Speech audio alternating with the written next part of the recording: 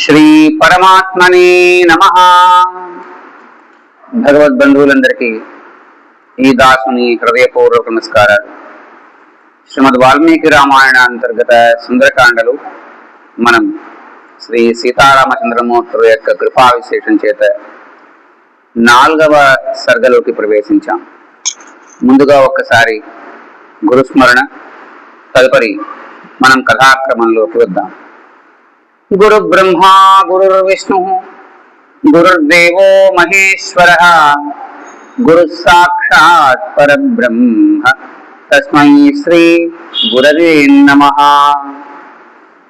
కాశ్యపాన్వయ సంజాతం శరణ్యార్య పదాశ్రితం వైరాగ్య జలధిం వందే రంగరామానుజం మునిం. శ్రీ సీతారామాభ్యాం నమః. నిన్నటి రోజున ఆంజనేయ స్వామి వారు లంకిని గెలిచి ఆ లంకానగరంలో యథేచ్ఛగా నీవు తిరగవయ్యా, నీ యొక్క ఏదైతే తిరగాలనే కోరిక ఉందో అది పూర్తి చేసుకో, అలాగే నువ్వు సీతమ్మ వారిని వెతకడానికి వచ్చావు కదా, అది కూడా నీకు ఫలవంతమవుతుంది అని చెప్పింది లంకిణి. ఇప్పుడు తర్వాత స్వామివారి యొక్క అడుగు ఎటుపడుతుందో చూద్దాం. సరిర్జిత్యపురీం శ్రేష్టాం లంకాం తాం కామరూపిణి విక్రమేణ మహాతేజ హనుమాన్ కపిసత్తమః అద్వారేణ మహాబాహు ప్రాకారం అభిపుత్రువే ప్రవిశ్య నగరీం లంకాం కపిరాజ హితంకరః.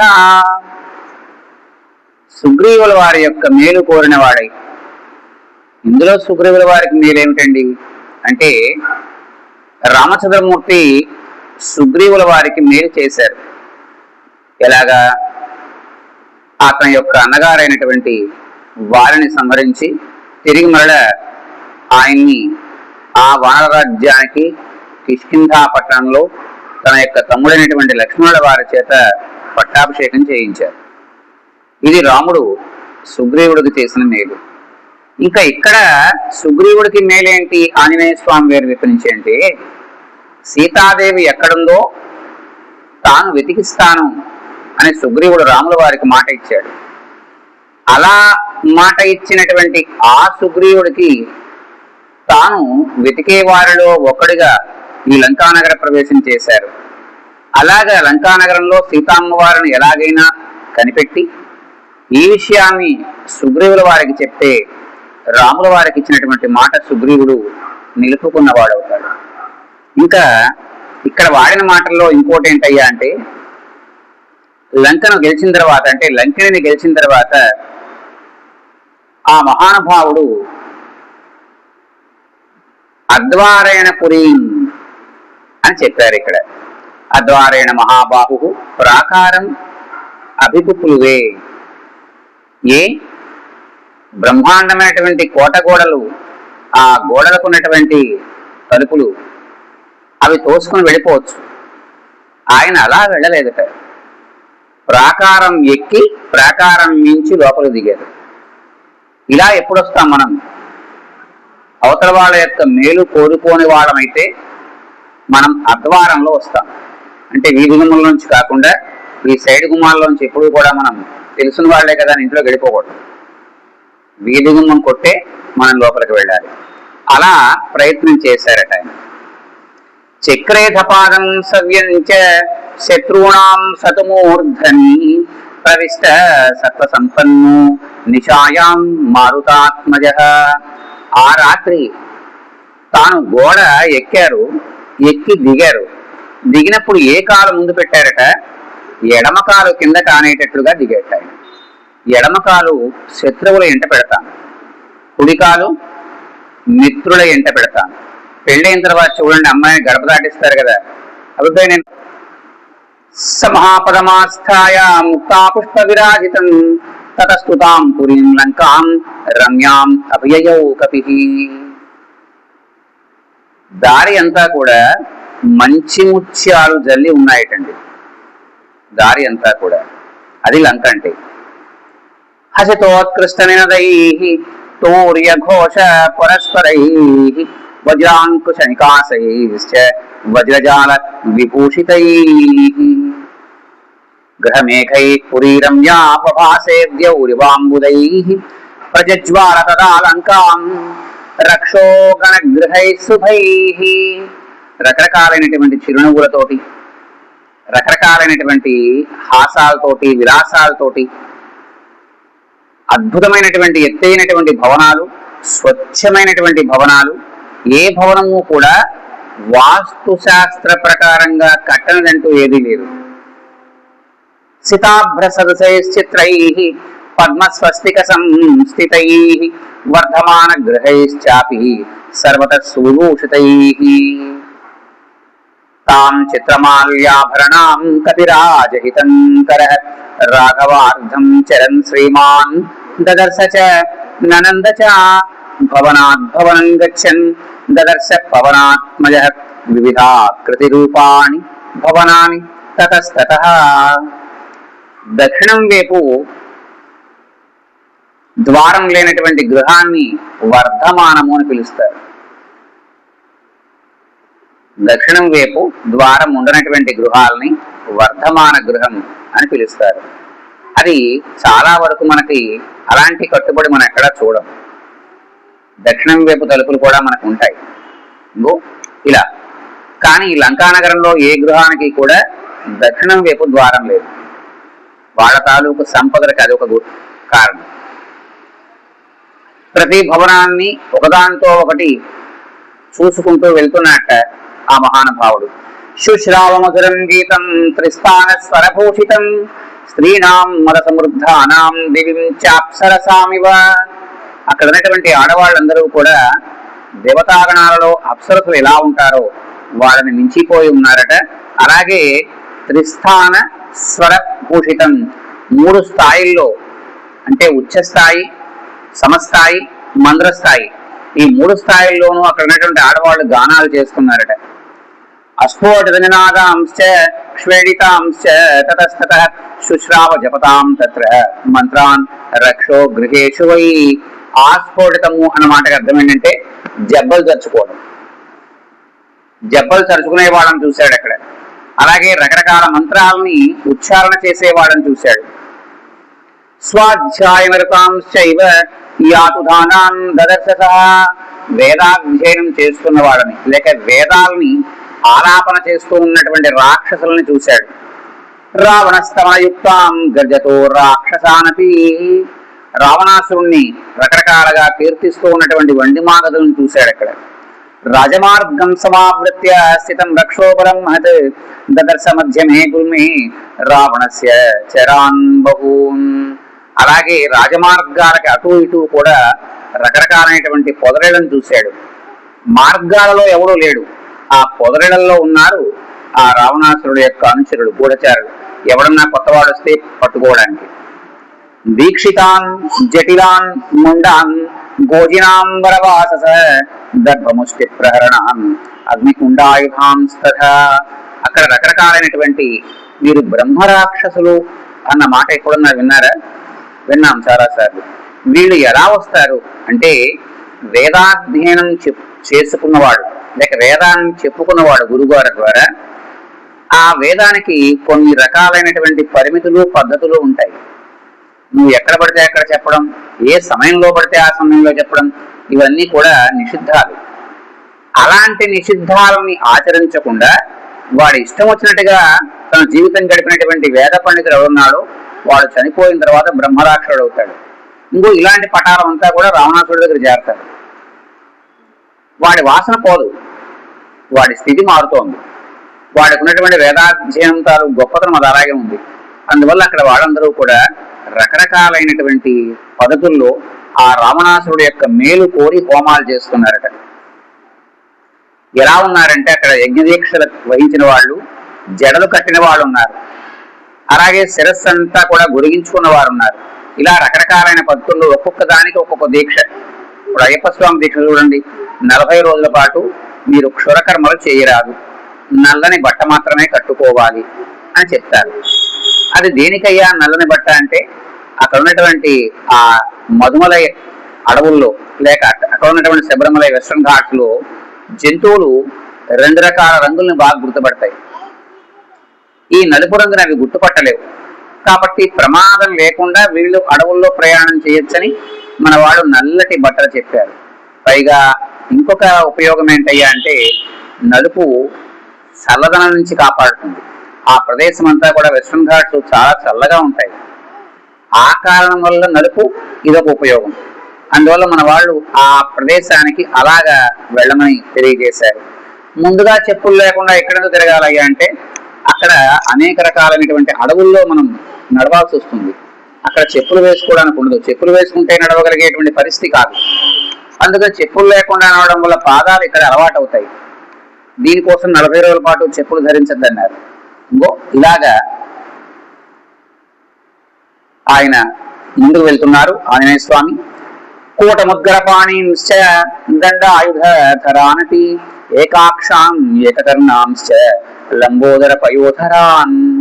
అక్కడ రాక్షసుల్లో రకరకాల వాళ్ళు ఉన్నారు. ఇక్కడ విచిత్రం ఏంటంటే రాక్షసులు అనగానే వికృతాకారంతో ఉంటారని మనం అనుకుంటాం. కొంతమంది మాత్రమే అలా ఉంటారు. కొంతమంది మన్మధుడి కన్నా కూడా గొప్పటి అందం కలిగిన వారు ఉన్నారు. ఇక్కడ రాక్షసుల్ని చెప్తున్నాడు ఆయన. ముగ్గురాలు అన్న మాటకు అర్థం ఏంటయ్యా అంటే ముళ్ళ గదలు. అలాంటి ముళ్ళ గదల్ని పట్టుకున్నవారు, అలాగే దండాయుధం అంటే కుమారస్వామి వారి చేతిలో బల్లె ఉంటుంది, దాన్నే బరిసె అంటారు. అలాంటి బరిసెలు పట్టుకున్నవారు, ఒకే కన్ను కలవారు, అలాగే లంబోదర పయోధరాన్ బాగా బాగా పెద్ద పెదముగా ఉండి ఇలా వేళ్లాడుతున్నటువంటి పెదం కలవారు, కరాళాన్ దుమ్నవక్త్రాంశ వికటాన్ వామనాన్ సహా అత్యంత భయంకరంగా ఉన్నవారు, అలాగే వక్రం అంతా కూడా అంటే ఈ మెడతాలూకు వ్యవహారం వికృతంగా ఉన్నవారు, అలాగే అనేక రకాల వికటత్వంతో ఉన్నవారు, పొట్టిగా ఉన్నవారు, ధన్విన ఖడ్గినశ్చ ఇవ శతఘ్ని ముసల ఆయుధాన్ అనేక రకాల ఆయుధాలు అంటే ధనుస్సులు, శతఘ్నులు, ముసలం అంటే రోకలి, రోకలను కూడా ఆయుధాలుగా వాడేవారు ఒకప్పుడు. ఇంతకీ బాగా చెప్పాలంటే బలరాముల వారి యొక్క ఆయుధం రోకలి, ముసలాయుధం అంటారు. పరిఘోత్తమ హస్తాంశ విచిత్ర కవతోజ్వలాన్ నాతి స్థూలాన్ నాతి కృశాన్ నాతి దీర్ఘాన్ నాతి హ్రస్వకాన్. ఇంకా సన్నగా ఉన్నవాళ్ళు, లావుగా ఉన్నవాళ్ళు, మిక్కిలి లావుగా ఉన్నవాళ్ళు, మరీ బక్కపలచగా ఉన్నవాళ్ళు, ఇలా రకరకాలైనటువంటి ఆకారాలతో అక్కడ ఉన్నటువంటి రాక్షసులు ఉన్నారు. నాతి గౌరాన్ నాతి కృష్ణాన్ నాతి కుబ్జాన్ నవామనాన్ విరూపాన్ బహూపాంశ్చ సురూపాంశ్చ సువర్చస. కొంతమంది ఎరుపు రంగులో ఉన్నారు, కొంతమంది ఏమో నలుపు రంగులో ఉన్నారు, అలాగే కొంతమంది పొట్టిగా ఉన్నారు, ఇంకొంతమంది బాగా పొట్టిగా ఉన్నారు, అలాగే వికృతమైనటువంటి రూపంతో ఉన్నారు, ఇలాగా అందమైనటువంటి రూపంతో ఉన్నారు, మంచి కళాకాంతులతో ఉన్న వాళ్ళు ఉన్నారు.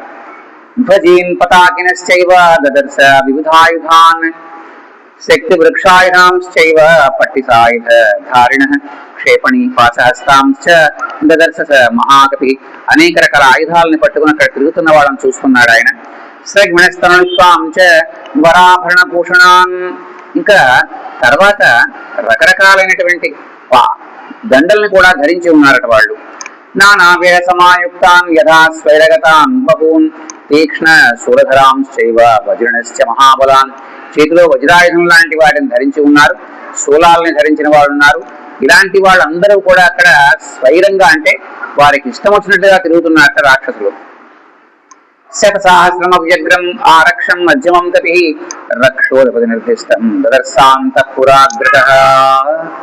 అక్కడ రావణాసురుడు యొక్క ఆజ్ఞానుసారం ఇలా అనేక రకాల ఆయుధాలని ధరించి సిద్ధంగా ఉన్న వాళ్ళని చూశాట. అక్కడ సరదాగృహం దృష్ట్వా మహాహాటకతోరణం రాక్షసేంద్రస్య విఖ్యాతం అత్రిమూర్తిని ప్రతిష్ఠితం. ఆ తర్వాత రావణాసురుడు యొక్క ప్రాసాదాన్ని చూశాడు. అంటే రావణాసురుడు యొక్క భవనం, ప్రాసాదము అంటే బహుళ అంతస్తుల భవనాన్ని, మల్టీ స్టోరీ బిల్డింగ్ అంటాం, అలాంటి దాన్ని ప్రాసాదము అంటారు. అలాంటి ప్రాసాదాన్ని చూశాక తెల్లగా వెలిగిపోతోంది ఆ ప్రాసాదం. సదా తద్గృహం దృష్ట్వా మహాహాటకతోరణం రాక్షసేంద్రస్య విఖ్యాతం అద్రిమూర్ధ్ని ప్రతిష్ఠితం పుండరీకావతం సాభి పరికాభిరలంకృతం ప్రాకారమావృత్యమత్యంతం దదర్శ మహాకతి. ఆ భవనానికి చుట్టూతా అగట్ట ఏర్పాటు చేయబడింది. దానిలో అనేకానేక తామర పువ్వులు తేలుతూ ఉన్నాయి. తామర పువ్వు తేలుతోంది అంటే కింద బోర్డంత బురద, దాని కింద ఉండేటువంటి తూళ్ళు ఇవన్నీ ఉంటాయి. మనం తెలియకుండా మధ్యలోకి వెళ్తే వాటి మధ్యలో చిక్కుబడిపోయి చనిపోవడానికి అవకాశం ఉంది. త్రివిష్టపనిపం దివ్యం దివ్యనాథనాదితం వాజిహేర సంకష్టం నాదితం భూషణైస్తథా. దేవలోకం ఎలా ఉంటుందో అలా ఉందట ఆ భవనం. అలాగే అనేక రకాల దివ్యాశ్వాలు, అంటే గుర్రాల్లో కూడా గొప్ప ఉంటాయండి అనొచ్చు. గుర్రాల్లో 3 రకాల గుర్రాలు ఉన్నాయండి. అందులో జవనాశ్వాలు అంటారు, వీటిని అరేబియా గుర్రాలు అంటారు. ఇవి చాలా బలిష్టమైనవి, శక్తివంతమైనవి కూడా. అలాంటి ఉచ్ఛ్రైశ్రవంతో పోటీ పడేటువంటి గుర్రాలు అక్కడ ఉన్నాయట. వాటి తాలూకు హయహేషలు అంటారు, గుర్రం సకిలింపు అంటాం మనం. అలాంటి సకిలింపులు వినబడుతున్నాయట ఆయనకి. రథైర్యానైర్విమానైశ్చ తథాహ్య గజైః వారణైశ్చ చతుర్దంతైః శ్వేతాభ్రజ నియోపమైః. అక్కడ అనేక రకాల రథాలు చూశాడు ఆయన, అనేక రకాల విమానాలను చూశాడు. అలాగే ఏనుగులు, మనకు మామూలుగా 2 దంతాలున్న ఏనుగులు తెలుసు, కానీ అక్కడ 4 దంతాలున్న ఏనుగులు కూడా ఉన్నాయట. నేను ఇందాక చెప్పినటువంటి ఐరావతం, ఇవన్నీ కూడా దేవజాతికి చెందినటువంటి గజాలు. ఇవి 4 దంతాలతో ఉంటాయి. భూషితం రజరద్వారం మత్తైశ్చ మృగపక్షిభిః రక్షితం సుమహావీరైః యాతుధానైః సహస్రశః. ఆ రావణాసురుడు యొక్క భవనం తాలూకు ద్వారాన్ని 1000 కొలది మంది కాపలా కాసుకున్నారట. రాక్షసాధిపతేర్గుప్తం ఆవివేశ గృహం కపిః. మొత్తానికి ఆ గృహంలోకి అడుగు పెట్టాడు ఆయన. సహేమజాంబూనర చక్రవాళం మహార్హముక్తామణిభూషిత అంతం పరార్ధ్య కాలాగరు చందనాక్తం సరావణాంతఃపురం ఆవివేశ. పుటం పెట్టబడినటువంటి బంగారంతో తాపడాలు చేయబడినటువంటి తలుపులు, గోడలు, ప్రాకారాలు రావణాంతఃపురంలో ఉన్నాయి. అలాగే అనేక రకాలైనటువంటి అమూల్యాలైనటువంటి నవరత్నాలతోటి కూడా ఆయా తలుపులు తాపడం చేయబడి ఉన్నాయి. అలాంటి అద్భుతమైనటువంటి తలుపులతో కూడినటువంటి ఆ అంతఃపురంలోకి పైగా అగరు ధూపాలు, సువాసనలతో ఉండేటువంటి అగర ధూపాలు అక్కడ వెలుగుతూ ఉన్నాయట. అలాంటి వాటిని చూసుకుంటూ అడుగు ముందుకు వేస్తున్నాడు ఆ మహానుభావుడు. ఇత్యార్షే శ్రీమద్ రామాయణే వాల్మీకియే ఆది కావ్యే సుందరకాండే 4వ సర్గః అథ 5వ సర్గః. ఈ సర్గలో చంద్రుడి యొక్క అందాన్ని మనకి వాల్మీకి మహర్షి వర్ణిస్తారు. మీరు చదువుకున్నప్పుడు అలంకారాల గురించి తెలుసుకుని ఉంటారు. ఉపమాలంకారము అంటే పోలిక చెప్పేదన్నమాట. ప్రతి దాన్ని కూడా ఇంకొక దాంతో పోల్చడం. అలా ఈ శ్లోకాలన్నీ కూడా ఉపమాలంకార శ్లోకాలు. ఇప్పుడు వచ్చేవన్నీ కూడా వినడానికి బాగుంటాయి, అర్థం చెప్పే దాన్ని వినడానికి కూడా బాగుంటాయి. తతస్సమజ్జగతమం సుమంతం జ్యోత్స్నావితానం మహరుద్వమంతం దదర్శ ధీమాన్ దివి భానుమంతం గోష్ఠే వృషం మత్తం విభ్రమంతం. ఒక ఆబోతు ఆవుల మందల మధ్యలో గనక ఉంటే అది చాలా అందంగా ఎత్తుగా కనబడుతుంది కదండి. ఆవులు ఒక స్థాయి వరకే ఉంటాయి, మహా అయితే 5 అడుగులు. ఆబోతు 6-6.5 అడుగులు ఎత్తుంటుంది. ఇలాగా ఆ ఆబోతుని చూస్తే ఎలా ఉంటుందో ఆవుల మందల మధ్యలో, అలాగే ఈయన నక్షత్రాల మధ్యలో చంద్రుడలా కనబడుతున్నట్ట. ఈయనకి చంద్రుడు క్రమక్రమంగా 6 నుంచి 7, 7 నుంచి 8 మధ్యలోకి వస్తున్నాడు. అప్పుడు తూర్పు వైపు ఉన్నటువంటి పున్నమి చంద్రుడు చాలా అందంగా ఉంటాడు నక్షత్రాల మధ్యలో.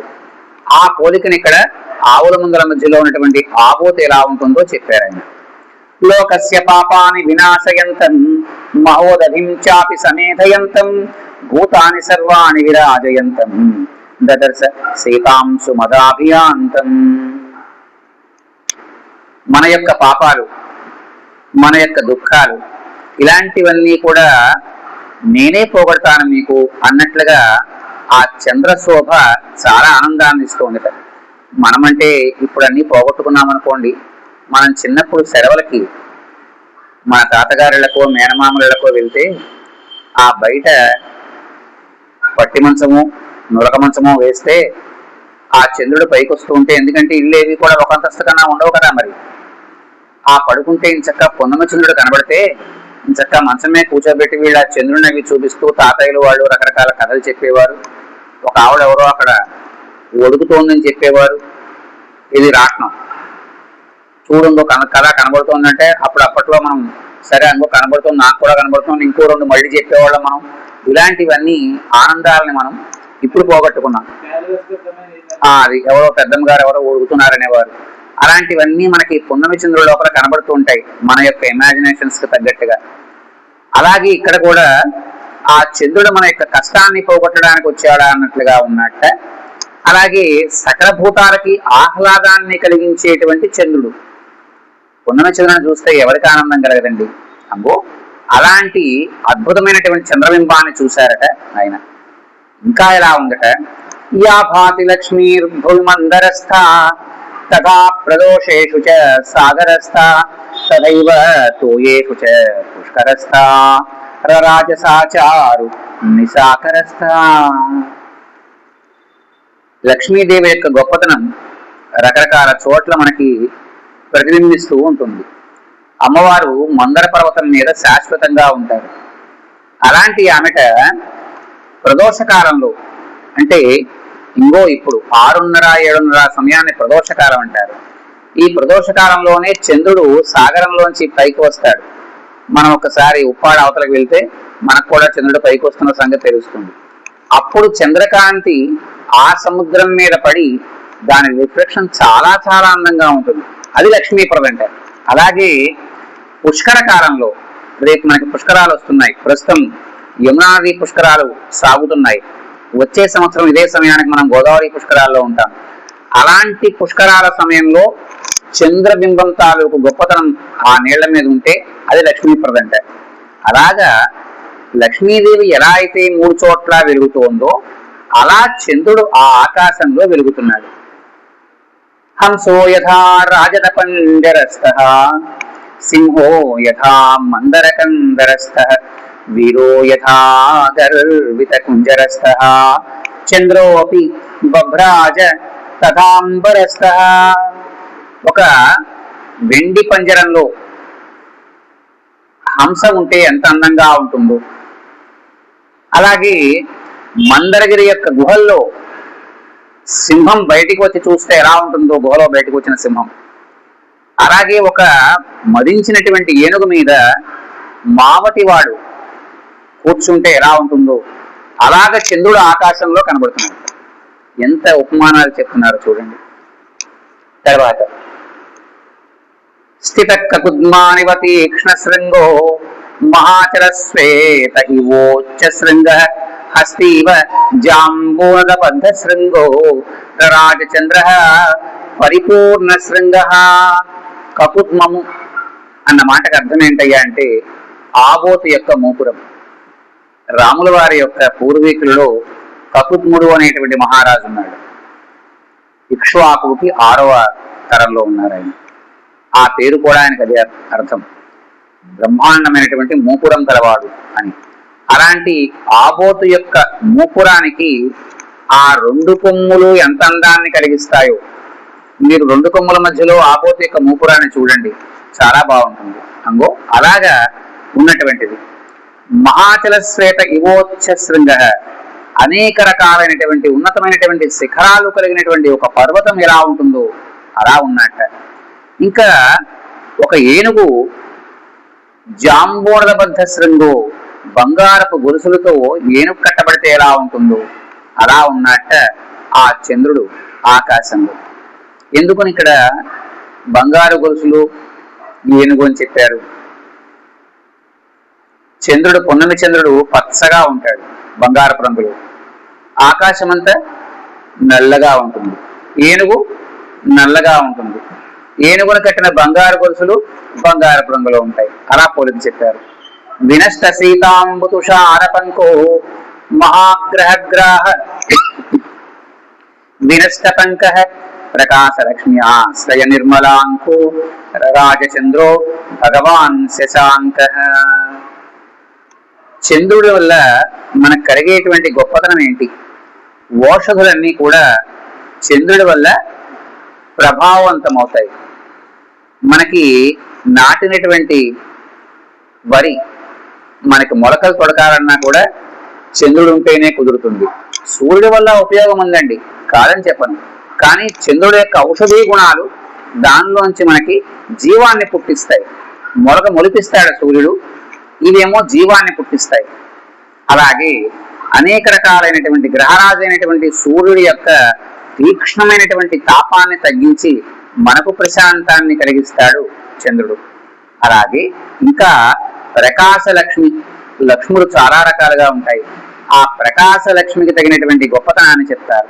అలాగే భగవాన్ శశాంక అని ఇక్కడ మాట వాడారు. ఈ మాట ఏంటో ఎవరైనా చెప్పుకుని ఆపుకుందాం.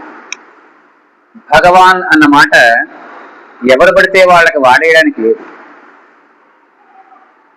ఈ మధ్యకాలంలో చాలా చోట్ల ఈ భగవాన్ అన్న మాట వాడుతున్నారు. మీరు ఎంతో మంది మహామౌళ పేర్లు విన్నారు కదా. కశ్యపుడు, అత్రి, భరద్వాజుడు, ఇలా చాలా మంది ఉన్నారు.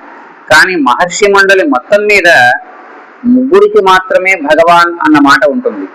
ఒకటి వశిష్ఠుల వారికి, వశిష్ఠ భగవానుడు అంటారు. మీరు తర్వాత ఆదిత్య హృదయాన్ని చదివితే